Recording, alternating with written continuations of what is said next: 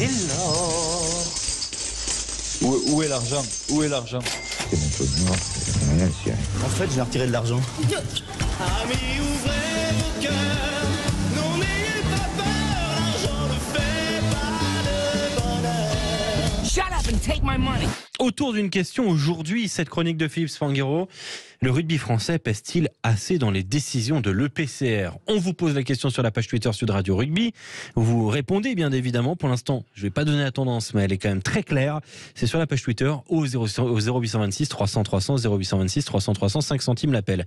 La question, je la pose à Philippe Spanghero. Est-ce qu'on pèse assez dans les décisions de l'organe européen qui régit les compétitions prestigieuses dont notamment fait partie la Champions Cup? Alors jusqu'à présent, on peut dire quand même assez clairement qu'on n'a pas assez pesé dans les décisions. Donc d'abord, il faut essayer d'expliquer pourquoi.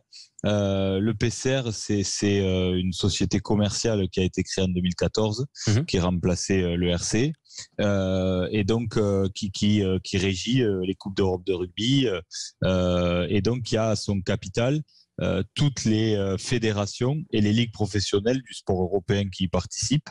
Donc on se rend compte quand même que la France, qui siège avec la fédération et avec la ligue, se retrouve un peu esselée, parce que les nations britanniques ont souvent des intérêts convergents. Et en plus, aujourd'hui, avec l'URC qui a remplacé la Ligue Celte et qui a rajouté les Sud-Africains autour de la table, qui vont peser aussi quand même dans la balance de cette compétition européenne dans les années qui arrivent, on comprend un peu à la vue de l'organisation que les Français manquaient de poids autour de la table jusqu'à présent. Oui, avec ce souci de poids décisionnel de ce rugby français. Est-ce qu'on a les pistes que tu évoques pour l'expliquer? J'en ai une, mais tu vas peut-être la contredire, et on est là d'ailleurs pour en parler.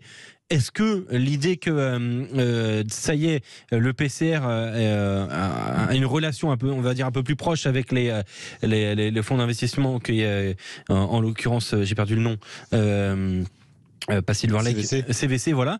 On sait qu'il y a une relation avec CVC. Il y a aussi cette relation avec le rugby anglais via la Premiership, et puis aussi avec l'URC. Et donc les clubs écossais, gallois, irlandais, italiens et sud-africains, mais pour l'instant qui ne sont pas encore dans la Coupe d'Europe. Est-ce que du coup ça met en marge le rugby français, qui n'a pas cédé aux sirènes de CVC? Qui a un peu cédé indirectement, parce que Bernard Laporte a quand même été le fer de lance du rapprochement du plus gros, c'est-à-dire avec le Six Nations.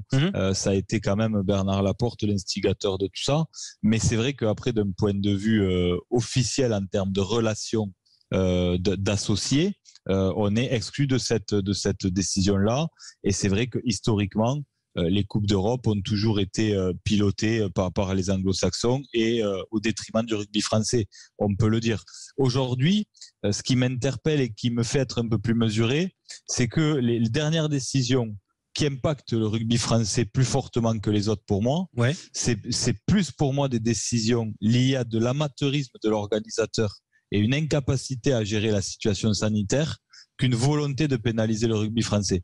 On reviendra peut-être sur l'actualité, sur ce qui se passe. Ces matchs qui étaient censés être reportés et qui sont finalement annulés avec égalité de points, qui pénalisent plus fortement le rugby français que d'autres clubs britanniques. Et ce choix-là fait parce que on ne veut pas enlever le système d'aller-retour sur les huitièmes de finale. Enfin, on ne veut pas garder les huitièmes de finale. Alors ça, c'est le point. On veut garder les huitièmes de finale, donc du coup, on ne reporte pas. Alors c'est le point majeur, mais qui amène une vraie discussion. C'est que là, on est dans des logiques économiques extrêmement court-termistes.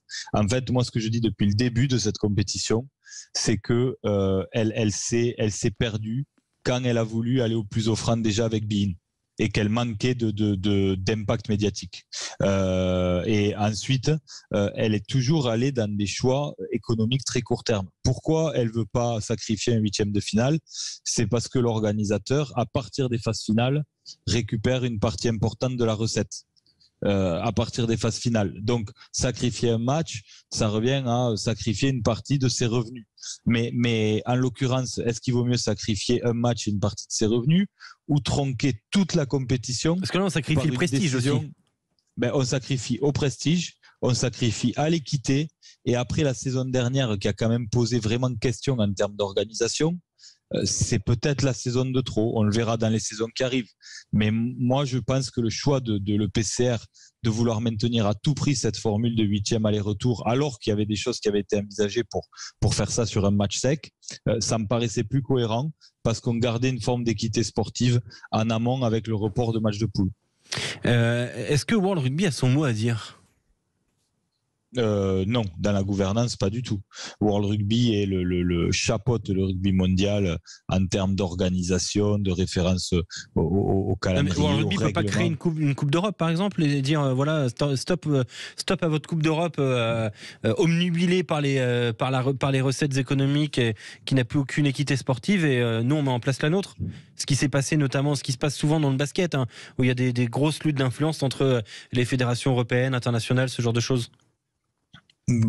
Ça créerait un vrai précédent que World Rugby aille aussi loin dans son pouvoir de décision du rugby européen. Aujourd'hui, on a une société commerciale qui détient des droits. Elle est détenue par des co-actionnaires qui sont toutes les fédérations et ligues qui y participent. C'est une société privée. World Rugby n'a pas la même mise là-dessus, elle n'est même pas au capital ni elle siège même pas au conseil d'administration. Donc dans les faits, je vois pas comment ça pourrait se passer. En tous les cas, par contre, il faudrait qu'un jour tous les actionnaires, parce qu'ils y ont un intérêt économique et j'allais dire même philosophique, un rôle éthique à jouer, arrivent à s'entendre pour dire attendez, on fait fausse route, cette compétition elle n'a pas l'impact et le prestige qu'elle doit avoir quand on voit les équipes qui figurent dedans. C'est pas normal. Il manque quelque chose. En termes d'économie générée, quand on regarde le budget de fonctionnement de l'EPCR, quand on regarde la façon de faire dans la gestion des compétitions, dans ce type de décision, c'est pas digne du niveau sportif que cette compétition doit représenter. On écoute Christophe Furios d'ailleurs, qui a été très cash en conférence de presse cette semaine.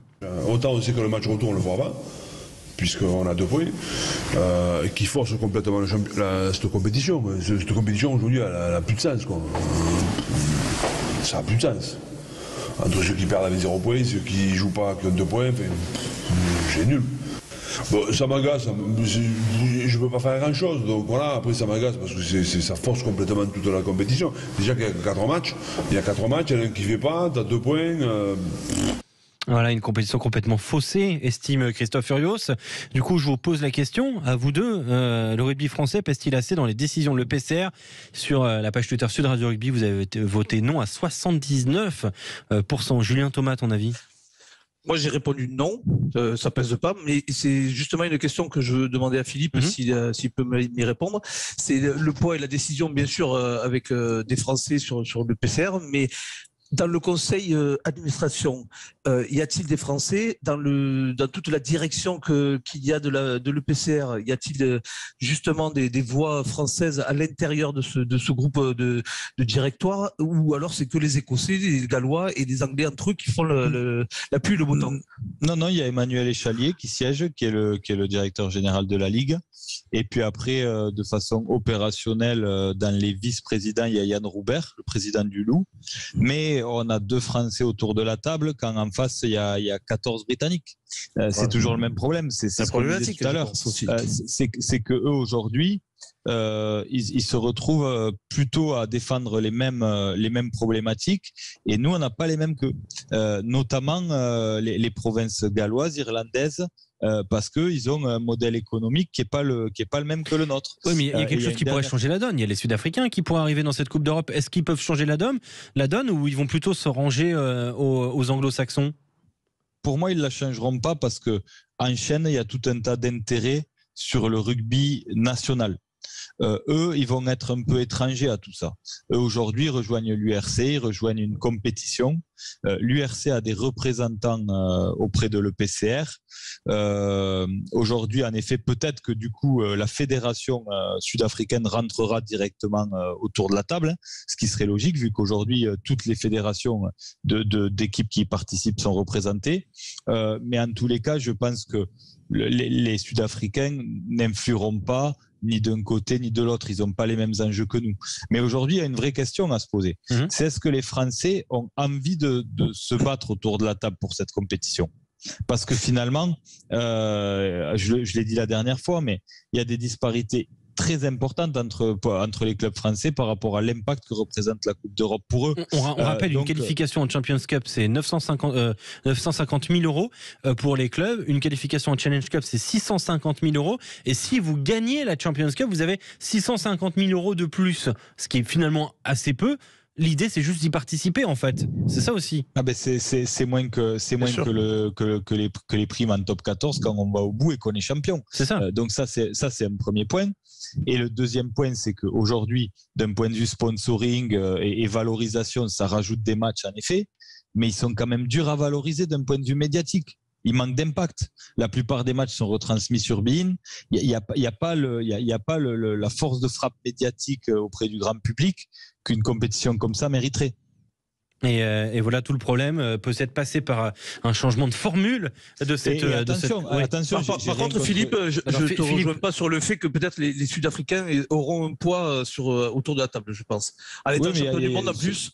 Ce serait normal, mais juste pour finir, je tape pas du tout sur beIN. beIN a fait son boulot et produit bien ce qu'ils font.